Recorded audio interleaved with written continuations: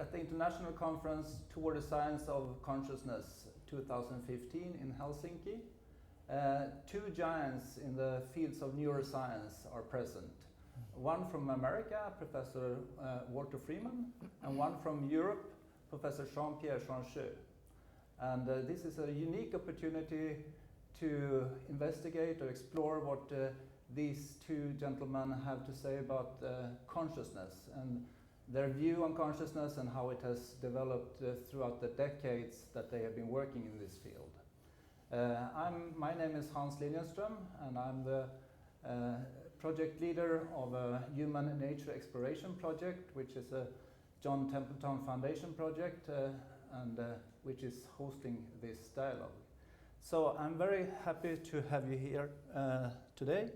And we have just heard Professor Jean-Pierre Changeux giving his keynote lecture and about the molecular biology as a basis for consciousness. Now, could you please summarize very shortly your view on consciousness and in particular intentionality? Thank you very much. First of all, I'm very pleased to contribute to this meeting, and I'm honored to be with you. And the view I presented is based on my experience as a neuroscientist and the idea that we have to understand the highest of the brain function, which is access to consciousness, as neuroscientists and on the basis of the building blocks of the brain, which are the neurons and the glial cells, the synapses, which interconnect the neurons, and the organization of these neurons in highly complex networks. So my view is that all these processes from the molecular biology up to consciousness are nested within each other, and that the molecular level is imposing constraints to the higher brain functions. And in particular, the speed of processing of signals in the brain is constrained by the dynamics of the allosteric transition, conformational change, of the elementary building blocks, in particular the receptors at the synapse, as well as the release of neurotransmitter at the synapse. So that makes the speed of processing slower than the speed of sound, and the access to consciousness in the 10 to 100 millisecond time scale that is very slow. So this view of consciousness as a higher brain function is in fact within what one may call a physicalist framework. Now, in a very simplified way, the models we have proposed together with Stanislas Dehaene and Michel Kersberg is that the conscious workspace, where everything is taking place in a unitary way, where the subjectivity is taking place, there is some physical place where these things are going on, is made up, is constructed from neurons which possess long axons. And these long axons interconnect with each other such that there is a global physical space which happen. And we may view access to consciousness as the invasion of this long-range network by impulse coming from, for instance, sensory stimuli, which enter in some kind of all or none manner into this global network, which would therefore manifest an ignition process as, in fact, testimony that the signal has been consciously perceived in a subjective manner. So this is a very short and concise way Okay, thank you. Yes. of saying Marvelously things. done. Yes. Thank you. So Walter, what are your comments to this, and how do you see your Well, view? my entry into this field was through internal medicine and clinical neurology. And therefore, early on, I was concerned with the mechanisms of a variety of disease processes that afflict the central nervous system. This is quite remarkable in the sense that for all its complexity, brains are remarkably immune to disorders on the whole. So that there is much to learn about how the brains defend themselves against the vicissitudes of 80, 90 years of living. Now, the point that you make is, I think, well taken, that brains are slowed not so much by the time required for allosteric changes, which can be in the microsecond Yes, range. like a millisecond, let's say. But the kinds of change that we observe are measured in, at best, milliseconds, and sometimes fractions of a second, Yes. which is, I think, reasonable. Now, this must be tempered by the recognition of the remark of John von Neumann in his 1958 book, The Computer and the Brain, in which he basically stated that he had been seeking throughout his 58 years of life for the language of the brain, and realized... The short code, he says that. Yes. Yeah. But realized that he had not found it. No, In I fact- don't know if it exists.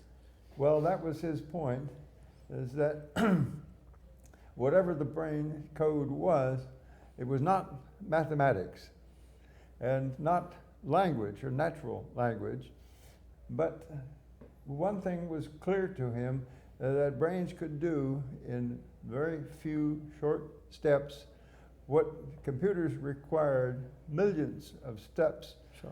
in extraordinary arithmetic depth.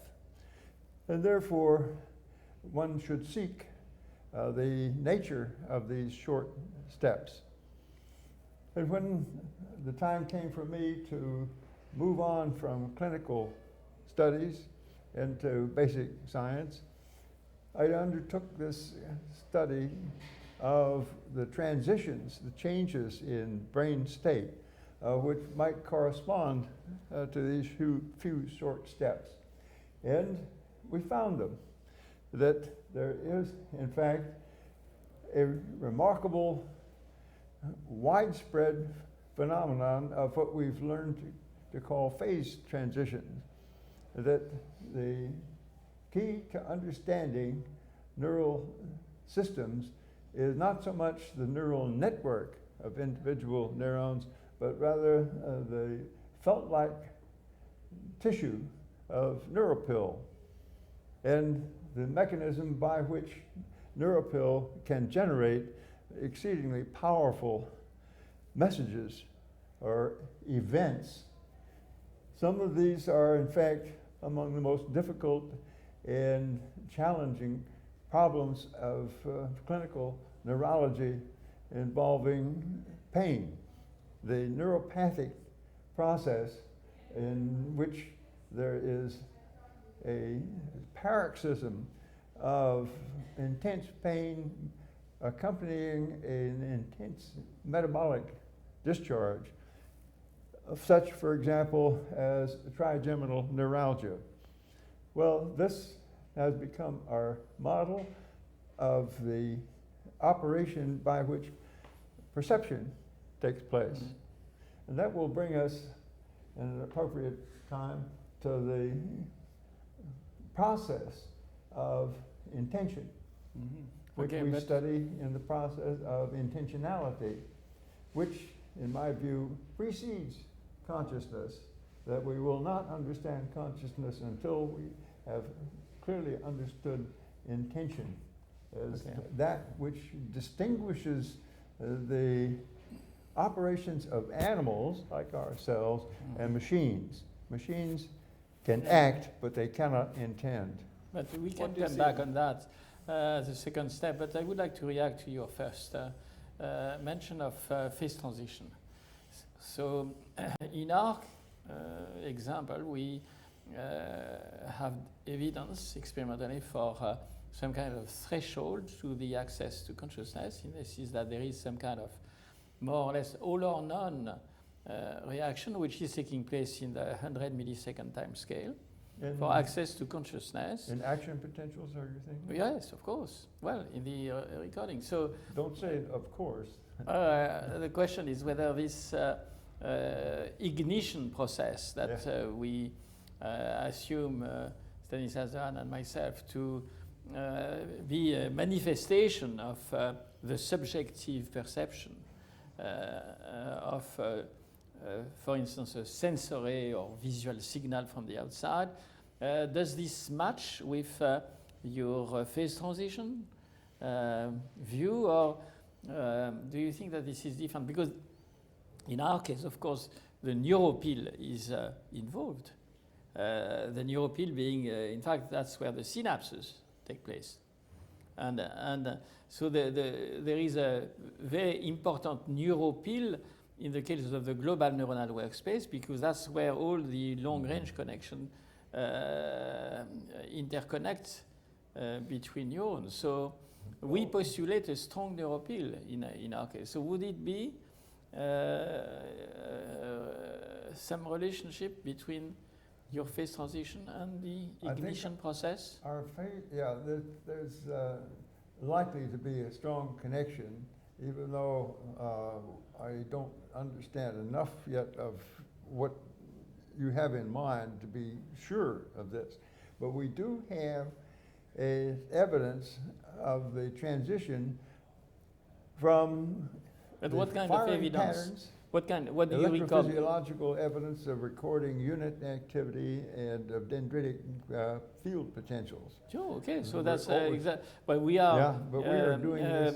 I think Isaac Fried has been making recording at single cell level in the human brain. This is And as you know from mask kind of and unmasked kind of stimuli, and one can record signals which show this amplification process during the conscious perception at the single cell level. It's not so much an amplification process. This is a No, but it's basic a- change see- state. Single cell, it means that you record, and the idea is that it's collective, of course. This is the important part of the statement, the collective. What we Of course they realize are. now is that the single neuron is in itself, yes, important, but what is more important is the collective Okay, but then in we are which, don't be finished. let me we are in finish. phase. This is a process of time multiplexing of something in the order of 10,000 neurons for Sure. each local region Okay. of operation, and looking at that from a single electrode Sure. or from 100 electrodes is very limited in terms of being able to interpret or to realize what is actually going on with the collective. Now, that I have demonstrated by comparing the calculation of the autocorrelation of the spike train, showing clearly the refractory periods, demonstrating that this is a single neuron, and comparing that with the probability of firing conditional on the local field potential amplitude, the dendritic, which is controlling the process. Using the local field potential, we can demonstrate a very high degree of oscillation, modulation depths up to 85%, which is totally invisible with the autocorrelation. That's the reason that it's visible is because the field potential itself is changing every 5 to 10 milliseconds, jumping from one state to another, from one frequency to another. This is known as frequency hopping, and it's well known among communication engineers because it's the fundamental process for cell phone operation. That operation in the nervous system now involves looking at gamma waves, but the gamma waves are continually hopping in frequency at different random locations in the spectrum. That process of randomization in cell phone communications, is very effective for large numbers of data streams through a single channel. And that's what Cortex is doing. Okay, but I think there is a lot of analogy, at least, from what you described. I'm sure there will be. What has been recorded here by this team with Nakash and others, using intracranial recordings. And you can see here in a masking task, you see here below the visible conscious. You can see it, I cannot. Can you enlarge it maybe? Can you enlarge it perhaps? So Not big enough on the screen, no. Okay. Can you see it detail. better? It's a bit of a help, but then... No, but just to say to you, okay, yeah. that what I want to say is that there is at about 200 to 300 millisecond a gamma band which power increases in these intracranial electrodes. Now this is our stock in trade. We and do that this there is regularly. the beta phase long distance synchrony, which is also accompanying this phenomenon. So there is a beta phase, 15 to 30 hertz synchrony, which is taking place, which is exactly what you We have assume. been observing synchronization over vast areas. And But this is a long distance one. I think there is a perfect correlation. I don't know if it's purely it sounds similar in the sense. coincidental. in fact, it's inescapably similar because this is what we observe. But that's exactly what. But now we find that under what important condition point- do you compare the conscious versus non-conscious? Oh, in unconscious, there's the beta and gamma. No, but what is the psychophysical stimulus that you use? Oh. To what can you? It's a visual image. Oh well, in fact. What is the signal? It's either a visual, an auditory, or somatic, or olfactory stimulus. Okay. These are all. They have their specificity, but the global effect is the same, whatever the sensory signal is. It's exactly what we see. The first level is phase transition.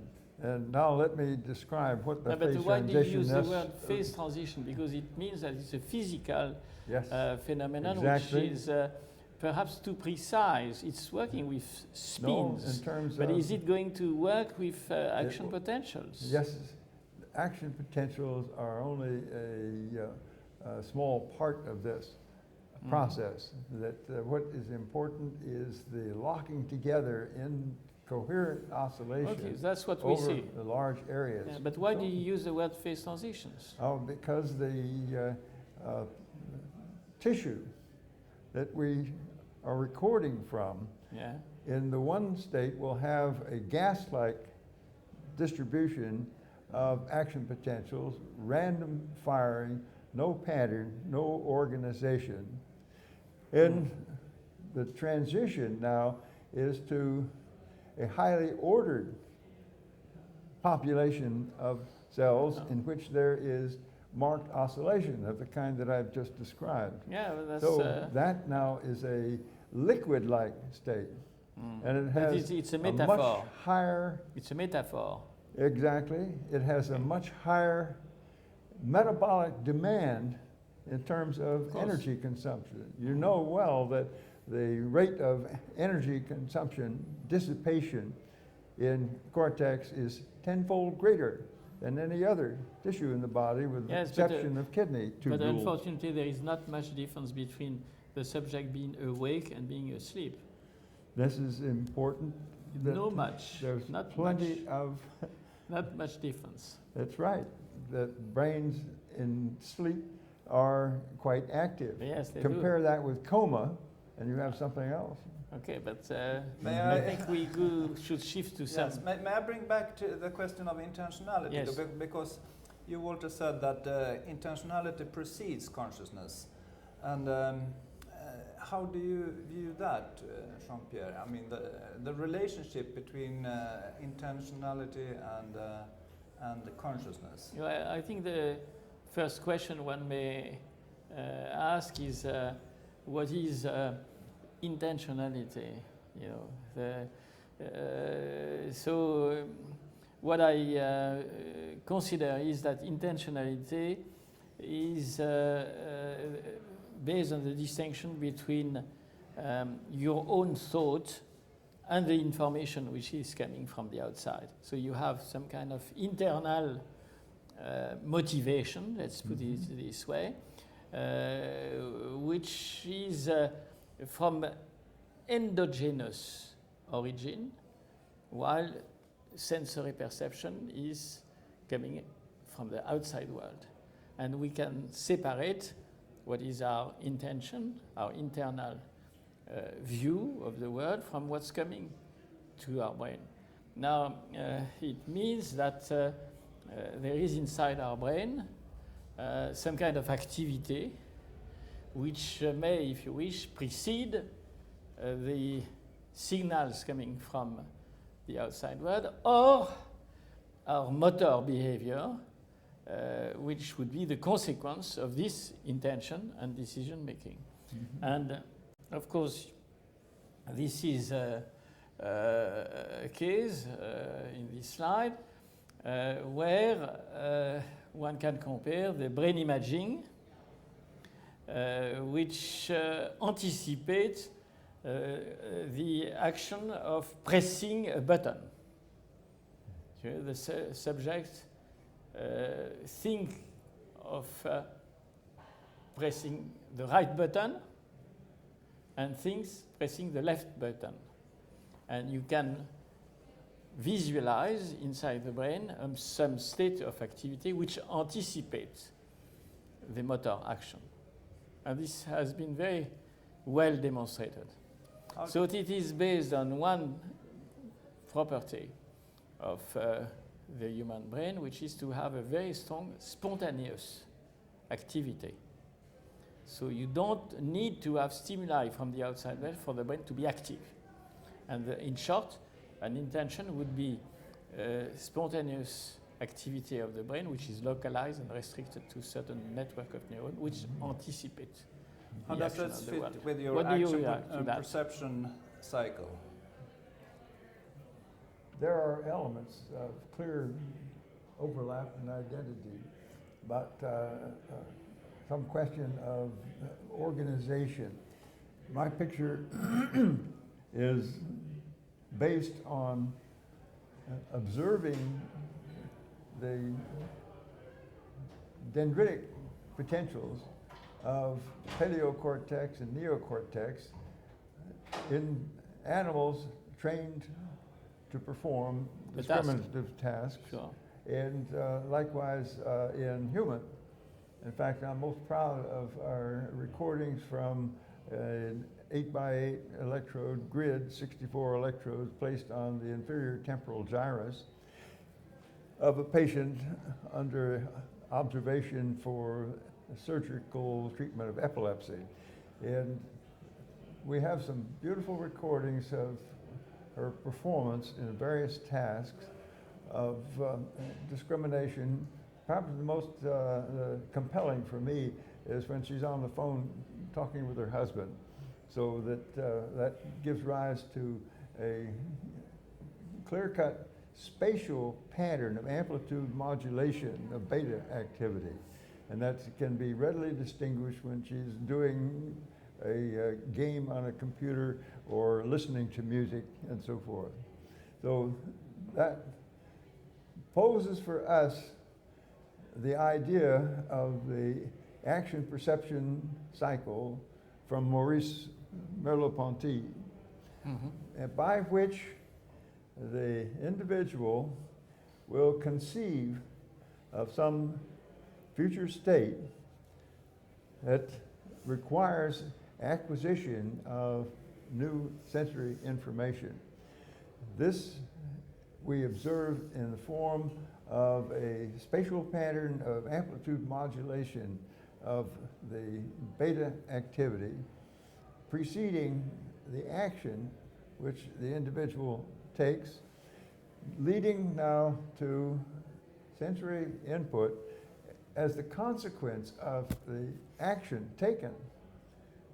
That now falls onto the sensory cortex, which triggers a phase transition in which there will be the emergence now of a new burst of activity.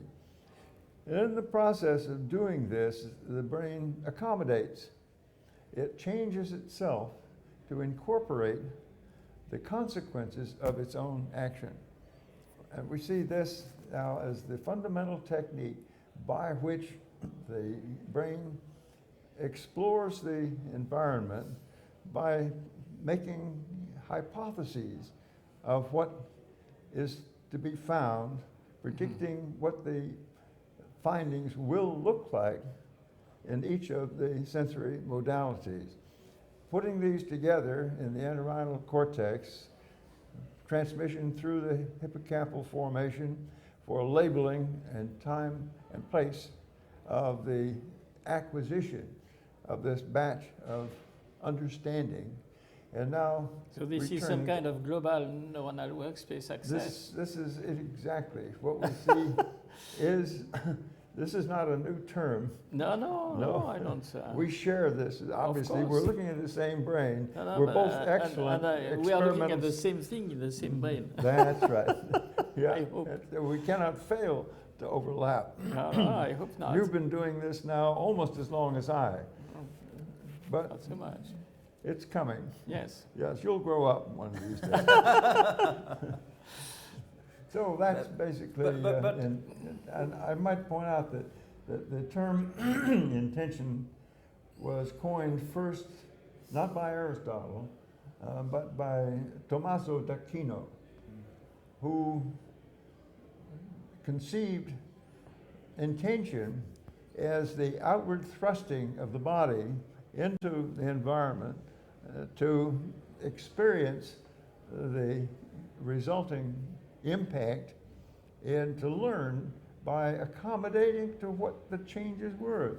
Okay, so but I don't think there is any basic difference except that Thomas d'Aquino did not know neuroscience yet, and that you are implementing what he just mentioned in neuronal terms, in the sense that you said that there is an activity which precedes even the perception of the sensory signal and the cycle you mentioned. There's a definite prediction. And you know, this can now be followed by brain imaging, for instance, by this in this experiment by Frit and Passingham, where they have in the prefrontal cortex some areas which are activated by the intention to do a division, and then other which are activated when the division is being made. So there is clearly a distinction between the intention of making the division future-oriented and another which is activated by doing the division itself. But one may say that there is, if I may say, a nesting of intentions viewed from a neurobiological perspective, in the sense that before entering in this room, you had the intention to enter the room, but before you were doing something else. So we are constantly having some motivation, I may say, which is expressed by some state of activity of the brain, which lead to a diversity of possibilities. Some of them are selected, and here we know that at the time we have to enter this room, and there in the room we have other intention, which is to sit, then to speak, and so on and so forth. So we have some nesting. This is very consistent with our findings. Okay, and then the other thing is that you need some time, if I may say, a selection of some of these intentions that you have not mentioned yet. Maybe you will, in the sense that you have different possibilities. Okay, different within your intention, you have different possibilities. You're raising a very important point. And then you select one. When an animal, a human, is making an observation, he has a distribution or collection of superimposed possibilities. That's my point. Become probabilities as to what it will happen next. Which one of these basins of attraction is the one to select? Will the stimulus select it? Whatever. There is a selection, as you said. Oh, yes. And with Stanislas in 1991, we have made a model for this kind of selection through reward.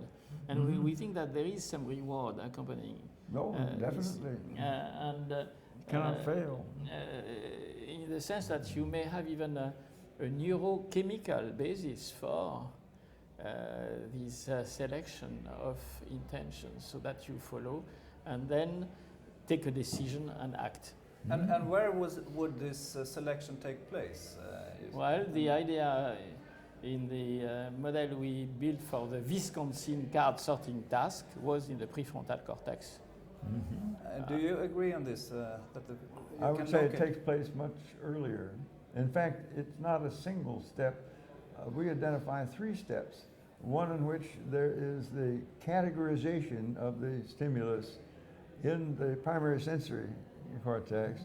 The second is the assembly of the several images from vision, audition. So that's becoming conscious? Yes. Not yet. Well, in a primitive mode. You're fond of that term, primitive. Yes, access to. Good. Partial. Okay. Yes, partial. That's where they're assembled into a gestalt. Yeah. Okay. The unified, and furthermore, are assigned time and place in the life history of the individual, because the intentionality involves inevitably the cumulative learning of course experience. Of course. The third step is the most fascinating. It's the one where your global workspace comes into play. Where the decision is taking place, where the reward. We postulated the existence of a broad reward system in our early formulation of the global neuronal workspace. Recently, this experimental studies done by Stanislas have been more limited to the access to consciousness. But in our early formulation and also early experiments, the issue you mentioned. But so it is interesting that in your case, you have 2 steps. One, you say it's limits of the global workspace. The other is the global workspace. When you have this assembly of multiple sensory signals coming in together. So how does this synthesis takes place? Oh, because this is done by, we model it by matrix concatenation, not summation, but but at the neurobiological, where does it take place? In the entorhinal cortex, where you have multiple streams flowing in. From frontal, it's by way of the unsonate fasciculus. By vision, it's from the ventral stream. From the auditory cortex, right local. But primary is olfaction. That has a direct front door entry. Is it with humans or with rats? Humans and rabbits. Because the rats are much more olfactive than the humans. True, yes, but the fundamental architecture remains the same. Okay. That brings us back to the question of evolution on this intentionality. Sure. Where would you find it in the animal kingdom? I mean, or how far back in evolution would you find some signs of intentionality? Well, the question is whether flies are showing intentionality. When you look at the displacement of a fly, then clearly there are decisions which are being taken as a function of the diversity of the environment and the variability. And in the mouse, we have also a distinction between what is exploration and navigation. Exploration being for the mouse to find the way to go to a given spot or place. So it means that there is some kind of basic... In the learning phase. Well, but there is a basic intention to go to a particular place, which is existing behind the scene, if I may say. For instance, because the mouse is hungry or and looking for food or looking for sex or looking for water. So you have some basic intentions, I find, in quite early on. But you say early on already in the insects. Would you agree on this view that insects have intention?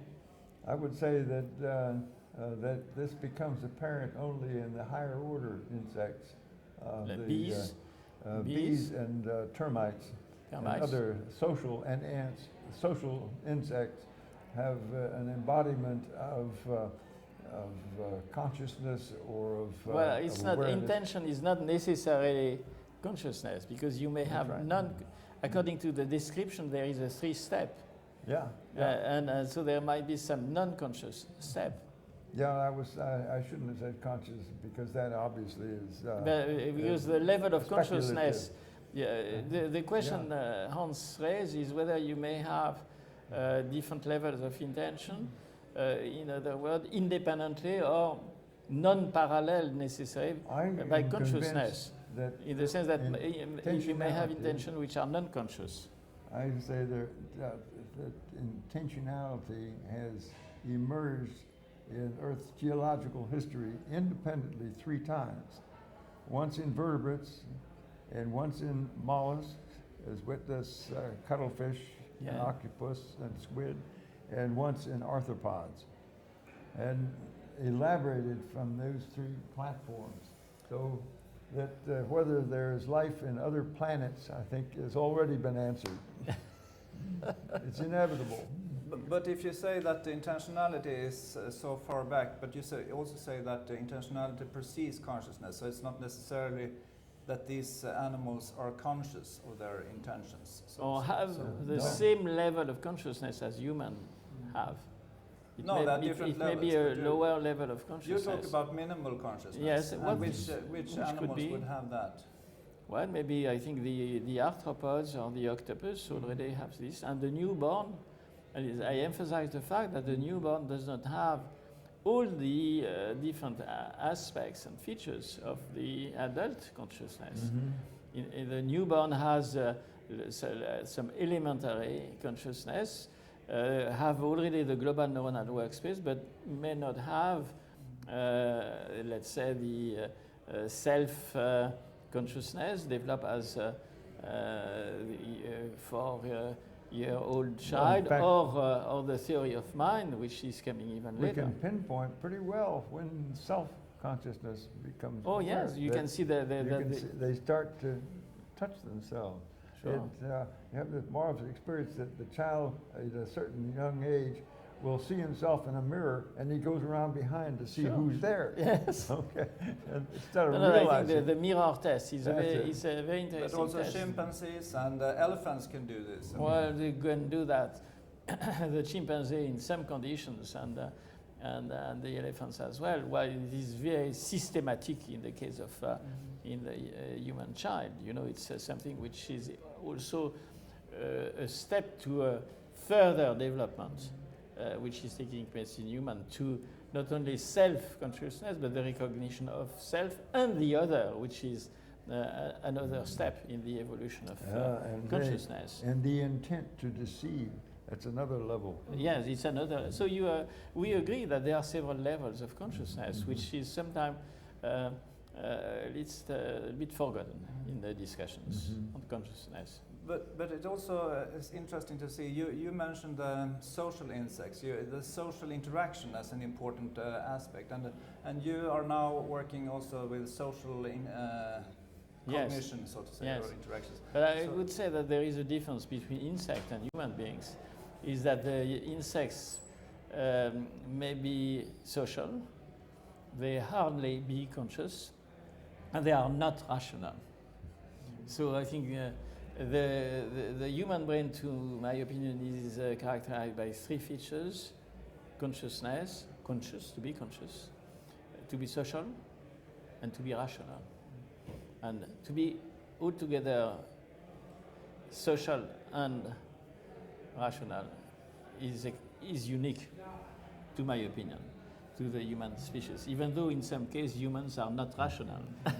I would put this, in fact, in some cases, I'd say in most cases, but I would want to amplify on this, that the operation of human society very strongly depends on the capacity to image within the self Yes. what the other person Of is course. like. Yes. And this raises for me the major problem of why is it that we cannot get direct access between brains.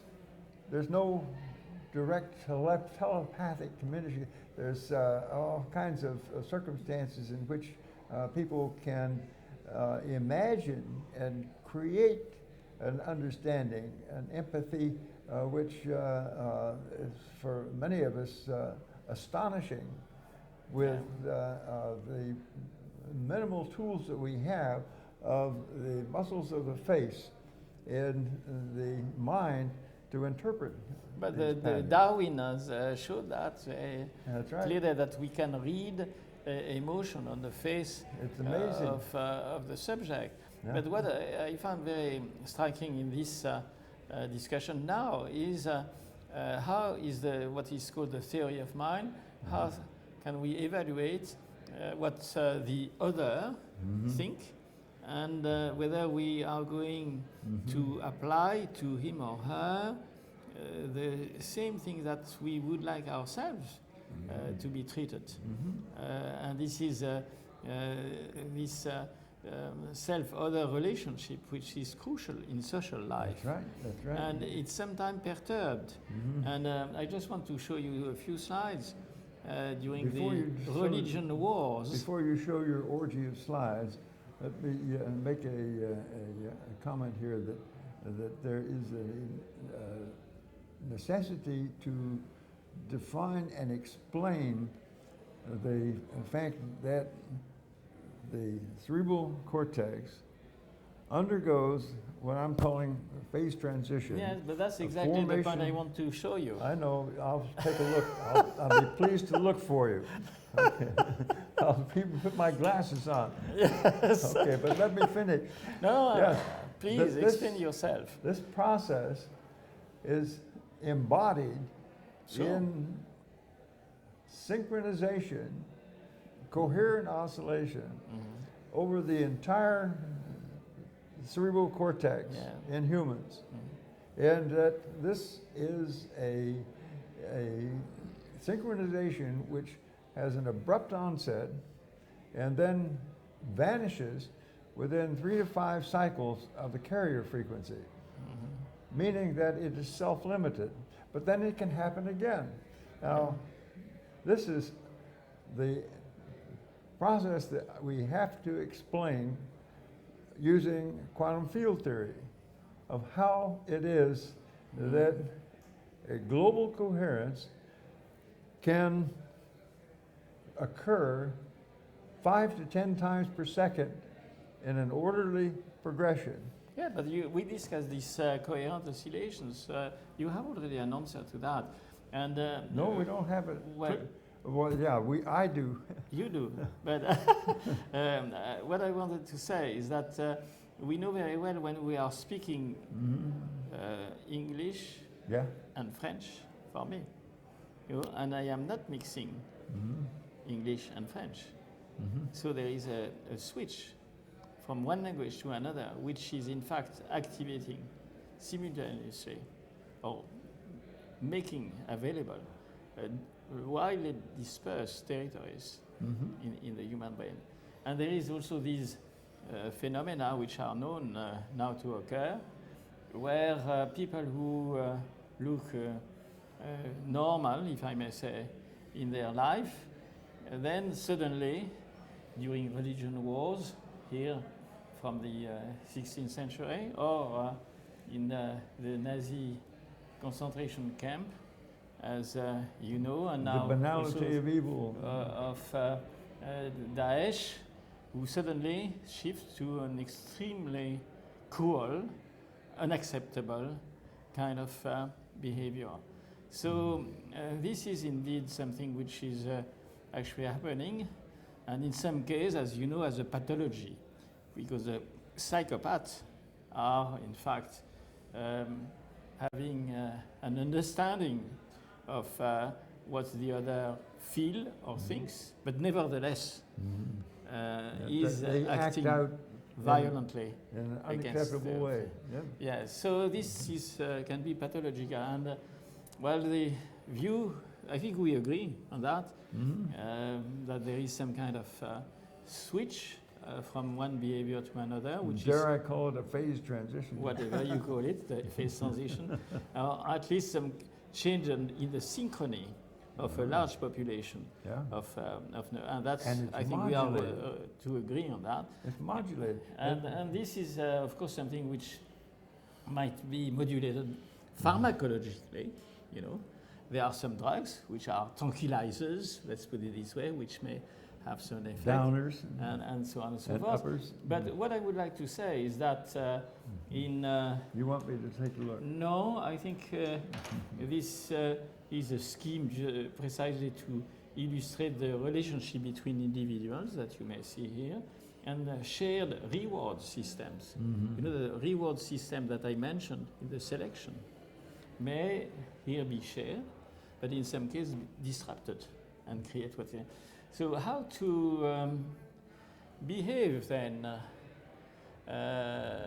as a human society when we see acts which are being carried on, which are very destructive for the society.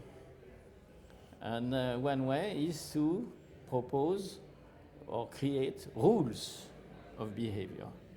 And I think this is perhaps the origin of some ethical rules. Ethical rules, Oh, yeah. moral rules. Yeah. The moral rules have been invented as brain processes such that they act in a top-down manner and try to diminish, decrease, or abolish this kind of behavior that is found unacceptable for the society.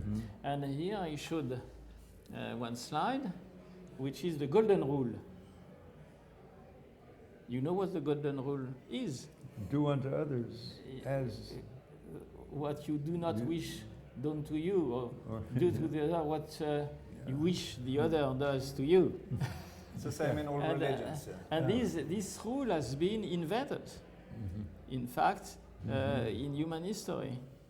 And you find it already in Confucius. You find it in the Leviticus. You find it in Matthew. You would say it has survival value.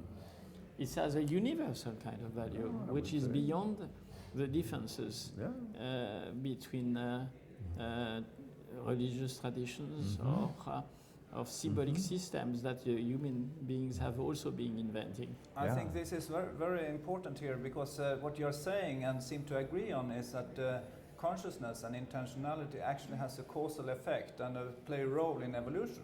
Is that what you're saying? Well, in the evolution of the society, if I may say, in our cultural evolution, But not before. well, the thing seems to be that at least in a written form, we don't find the golden rule before Confucius. But you can see, I mean, among other primates also. Of that, course not. That I don't think this kind of not so rules can sophisticated. be elaborated Not so in. sophisticated, but some No. embryonic views. I think this is something which seems to me unique to the fact that the human brain is conscious and social. And this is the conjunction of the conscious with the social aspect of the human brain, which lead to this kind of ethical rules. There is no metaphysical origin of these moral rules. No. They are going to emerge from I would say the understanding of the relationship between human beings at a certain level of civilization. I would like to use the word civilization, which is a broad context of acquired concepts, scientific ones, and others. In this connection, what I find is most fascinating is the transition in humans from adolescent to adult, Yes. where the adolescent is rebellious, is asocial, is self-indulgent, oftentimes lazy, but sometimes brilliantly inspired, changing now from allegiance to parents to allegiance to the mate and to offspring. Now, this major transition in social connection and value takes place not as a loss of memory, because they can remember, as St. Paul said, I can remember as a child, I put away these childish things.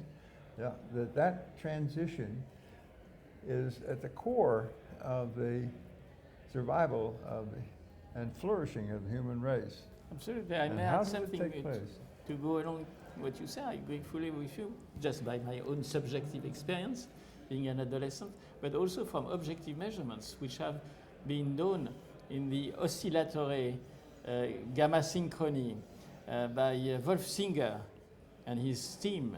And they found that at the age of adolescence, there is a fall and a regain of the coherence. And there are also a significant change in the gray and white matter at the time of adolescence in the human brain. And therefore it would be very interesting to relate to what you just said, to this change, if I may say, in the global neuronal workspace. Yeah, I'm proud to say that not only did I teach Wolf Singer how to record gamma waves, what he called the visual sniff, but also I named gamma as an outgrowth of our understanding that the oscillations in the olfactory system, where it was first observed, yes, I remember this. I read this work from you. They have multiple frequencies. So there is an agreement between us. That's right. That's very nice. We do. And I think you also have appreciation of culture and art. I know you both are interested in art in various ways. And what in human beings, this culture aspect of life, what does it, how does it play a role in our evolution, you think? I mean, what is, if we look forward now, we have looked backwards in evolutionary time, but if we try to look forward, where do you think we will go from here? And will we evolve even further in our consciousness and awareness and intentionality? I think we are constantly evolving, which doesn't mean that we are always progressing. I think it's clear that science is progressing. To my opinion, this is one of the very rare features of human activities that has a systematic progress in science and technologies, which doesn't mean that the application of science and technology is always what we would like this application to be. You know, Pasteur emphasized the fact that science is for the good of humanity. And we have to be aware that in the present days, in particular, from the progressing knowledge about the brain, it can be misused. So how to avoid this? Well, we heard about the ethical rules, but also it is reassuring that there are some human activities which are shared and more peaceful than others, some of them. And art is, I think, a way perhaps for all of us to establish closer links between different cultures, between different societies, between different philosophies or symbolic systems. So I have always make the plea that education is very important, not only education to science, but also education to art, and that it may give children a better way of looking at their own life and at the life with the others. Art and music. Absolutely. Music is divine. So these aspects of human life means that we can actually choose our future in some sense. Well, I don't know if we can choose it, well, but we can contribute to it. If we just end up, we should end very soon and just link intentionality to free will. And what do you see?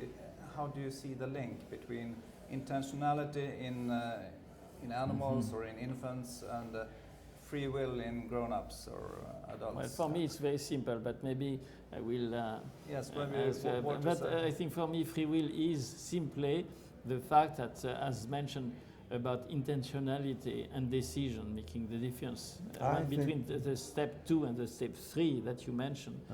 Then there is a decision which is taking place through reward or some kind of decision process, which is, so we can choose between a few possibilities, and that's for me it's free will. That's it.